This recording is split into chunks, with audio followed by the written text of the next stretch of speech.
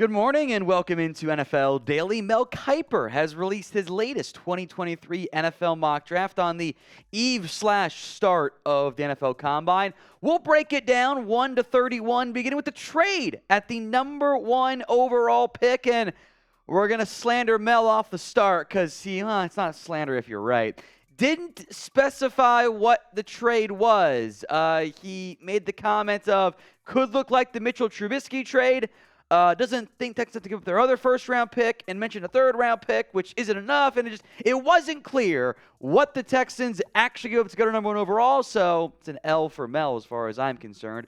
But he's got Houston taking Bryce Young. There is irony in the scenario of Houston winning that final meaningless game of the regular season, firing Levis Smith, and then still trading up to get Bryce Young at this point. Also, Mel puts a lot of stock into how much Bryce Young weighs. He's not going to throw at the combine. He is going to be 95% water and get that pound weight up. At number 2 overall, another trade. This one a little bit more specific. The Bears get number 4, number 35, and to use the exact verbiage here, along with a few more potentially. Doesn't really specify. Colts go to number 2, and they take C.J. Stroud. So the Bears trade down twice. Houston and Indy both get their potential franchise quarterbacks. Arizona gets the stand pat and get Will Anderson. Arizona's in a great spot. They will be able to get one of the top defensive players of their choosing in this year's draft. Now, the Bears stay at number 4 this time, no trades, and they take Jalen Carter, who I do think is a fantastic fit for what the Bears want to do on defense. I think that's a very strong fit, role, impact. If the Bears can trade down twice and get Jalen Carter, it's an ideal outcome for Chicago in this year's draft. Number 5, another trade. Seattle slides down with the Carolina Panthers for, again, this is all in Mel's words, potentially all of them is what he said. 2nd, 3rd, and 5th round picks. The Panthers have extra ones. That's a lot to give up, to move up, but Mel doesn't seem to use the trade value chart, so it is what it is. Their later 2nd, later 3rd, I guess, is fine. The Panthers then take Will Levis, the quarterback from Kentucky. I don't think they're going to add Derek Carr. I think there's a very real chance the Panthers go take a quarterback in this year's class.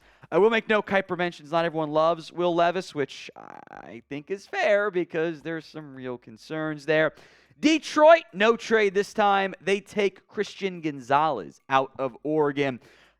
I think he's going to have a great combine. I'm a bit higher on guys like Devon, Witherspoon, Joey Porter Jr., but he's in the mix for cornerback 1 across the league, so I don't mind that fit at all for the Detroit Lions.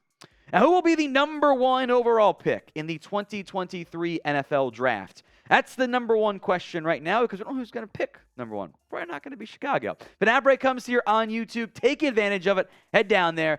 Let me know who you think picks number 1 in this upcoming NFL Draft. Back-to-back corners here. Devon Witherspoon out of Illinois. I'm a very big fan of. Had elite production this year.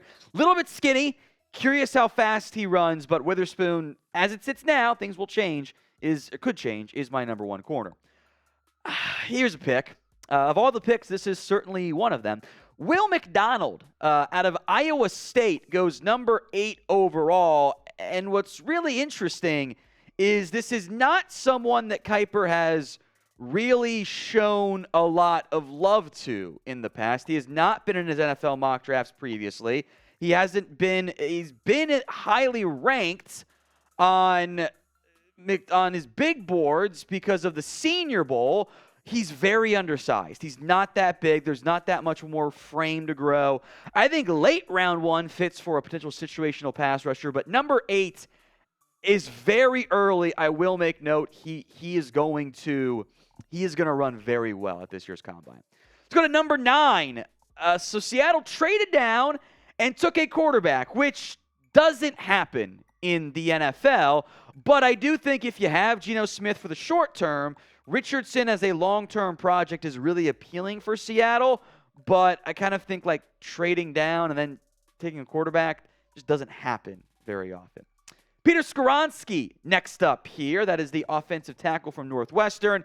probably play him at guard, but he's one of the better offensive linemen. Eagles love to invest on that side of the football. So in total, that's 4 quarterbacks in the top 10. Spoiler alert, there are no others in round 1. How many QBs end up going in the top 10 this year? Get those predictions in for me in the comment section. All right, number 11, Paris Johnson Jr. This has been the most popular non-top 10 mock draft pick. Just makes sense. I like Tyree Wilson here at 12. I think he's going to measure in very long. He's not going to test the combine, but talking massive size this year. He's a very appealing, I would take him over Will McDonald, depending on what exactly you want it out of your edges. Wilson's a bit bigger than McDonald is. Now, today's Mel Kiper mock draft reaction is sponsored by Cultivate, the free browser extension that brings transparency and savings to your Amazon shopping experience. Cultivate shows you the brand, seller, or product origin and identifies local alternatives that support local community efforts while saving you money. With over 50% of Amazon's U.S. sellers based in China, Cultivate offers a way to avoid trickery from these sellers, keep money in the U.S. economy. Cultivate offers alternatives that are on average 30% less expensive than Amazon without any additional costs such as Amazon Prime. It can even identify local alternatives that you can pick up the same day. Cultivate users earn free donations as rewards for using the extension, and the more you use it, the more you earn in donations by increasing your level. In fact, Cultivate donates 51% of the revenue they make on your purchase. So what are you waiting for? Go to wecultivate.us/chatsports and download Cultivate for free. Let Cultivate bring transparency, savings, and community support to your Amazon shopping journey. Support the show. Down with our link. It's in the comment section and the description of today's video. Surprise pick here, number 13, Anton Harrison, who has played well as a pass protector at Oklahoma. I've got very real strength concerns with Harrison. That kind of scares me. Kiper did not have Harrison in his mock drafts previously, so a pretty big change on that front. Kiper's always liked Jaxon, Smith-Njigba. This is your different style, but still a slot.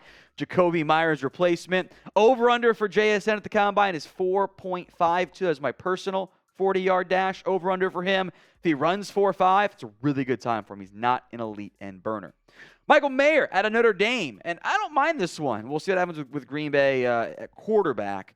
Adding an impact tight end who can block, who can catch is a great scheme fit for what they want to do. And I've already seen Mercedes Lewis comps for Michael Mayer. I think he's better, but we know that works in Green Bay. So I got no complaints on that one there. Darnell Wright, the right tackle here. The Commanders are going to play him in at right tackle and kick this theory here. He was totally saved his stock from undraftable to probably top 50 player. Top 20 is very rich for me on Darnell Wright. I'm a bit surprised Broderick Jones was not the pick here either. Number 17, Joey Porter Jr. Hey, he gets to go play for his dad's team. It fills a need. It just makes sense. Drew Sanders at number 18, the Detroit Lions. I don't think this is that bad of a range for Sanders, but I would be in linebackers in need. I'd be a little shocked if they took a first-round linebacker given other areas of focal point. But Sanders can blitz a little bit here as well. The stat sheet is absolutely stuffed. Maybe Lions fans like it more than a tight end. Who knows? Emmanuel Forbes. I don't mind this one. It's a little on the early side, but the top 3 corners are gone, and after that, it's kind of a cluster. Emmanuel Forbes is a ball hawk. Now, he's skinny. There was a claim from NFL Network that he was in the 160s, which is just shockingly skinny. But he is a ball hawk. He has a ton of interceptions on his tape and in his career. So if Jamel Dean leaves, it makes sense. Myles Murphy, Seattle. I like this one. I think this is a much better fit. Last time he had him taken Byron Young, who I think is going to test well at the Combine, but is the lesser of the two Byron Youngs. He's not in this mock draft this time. Go figure. Murphy is still kind of more upside than production, but at 20, it's good value. And if not great value, frankly. Now, if you want more free NFL updates, we'll be at the Combine this weekend. Me and my boy, producer Sam, leave tonight. Hit that sub button. Free notifications every single day right here on Chat Sports. Or free videos when you have notifications turned on. Might have misspoke there. All right, Jordan Addison. I'm not going to be mad here. You add some speed. This is maybe a faster Keenan Allen replacement. I love it. Mel's a big Zay Flowers fan, so I'm not going to be too mad at this one here. Flowers is undersized. By the way, the 13 pounds of muscle that you might have seen claim, it's not true. You can't add that much muscle in that sort of time. 13 pounds with some of it muscle, yes, you can, but not 13 pounds of actual. That's not how physics work. But he's very fast. He's a good, I think late round one, I'm fine. Got to work on the drops, though. Deontay Banks, in many ways, is the opposite of Emmanuel Forbes. Forbes is the ball hawk. Banks is kind of a bit more of the lockdown corner on that standpoint. Good size. I was a little surprised when he rotated so much. A lot of these corners, I'm very curious how they test. Speaking of testing, Lucas Van Ness is going to wow. I think when it's all said and done, he'll probably be closer to 14 than 24 come draft time. Just depends on needs and everything there. I don't think the Jags are a perfect fit because they have Trayvon Walker and Josh Allen, and maybe you make Van Ness more of a 3 technique, but they've got edges, so don't love the fit. But it's good value there. The buzz is he's going to really impress at the Combine this year. Now, speaking of that, we will do Combine winners and losers videos for you after each day of testing in the morning. That's just more fun. If you have a thought on which player or players are really going to wow at the Combine, drop that player name for me in the comments section. Let's go to Quentin Johnston at a TCU here. That is the wide receiver. Hey, you get a bigger-bodied outside threat. Johnston and the Giants are a really quality match, especially as expected. Kenny Golladay is done moving forward. Number 26, Dalton Kincaid out of Utah.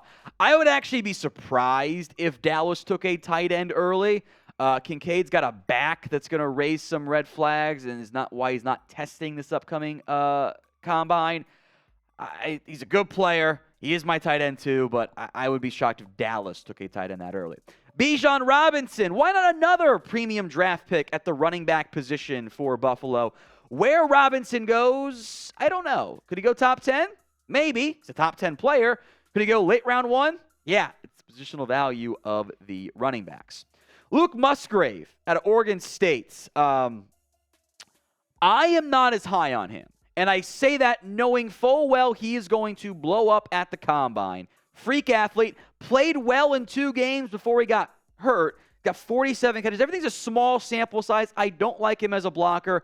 I have concerns about him in terms of his hands, but the upside is really appealing. Not 1, not 2, not 3, but 4 tight ends in round 1. It's a loaded class, and I'm a huge fan of Darnell Washington. Now, I can't wait to see how he tests. Kiper put him at 6'7", 250.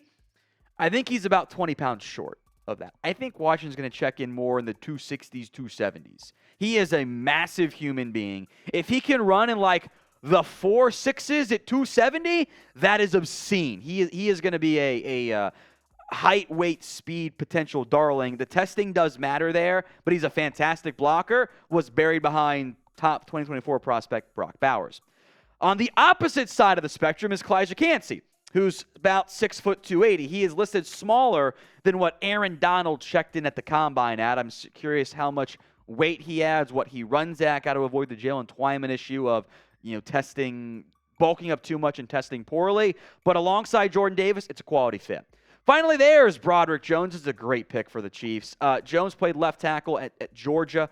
I think he moved to the right side. A lot of technique stuff still needs to be finalized, but athletically, upside-wise, there is a lot of intrigue on that front. So that's Mel Kiper's first round. Who did he leave off? I have thoughts we're going to get to here to wrap up today's show. Who did Mel Kiper leave off of his 2023 NFL mock draft? Drop that player name for me in the comment section. Some other prospects I want to make note of. Slander to not include Brian Branch. He is one of my top 15, 20 fair prospects this year. That is unacceptable. Brian Brzee is, he's scary. He's got great upside, but hasn't been good yet, so I get that one. Jalen Hyatt, you put Zay Flowers in. That's fine with me. Cam Smith seems to have fallen pretty significantly for reasons. Osiris Torrance is guard, not for everyone. I get that. I'm a fan, though, but I understand why Kiper kept him off. Keon White, last time Kiper did a mock draft, he was 20th, or in the top 20, and now he's not in there. So, weird. I think White will test well at the Combine as well.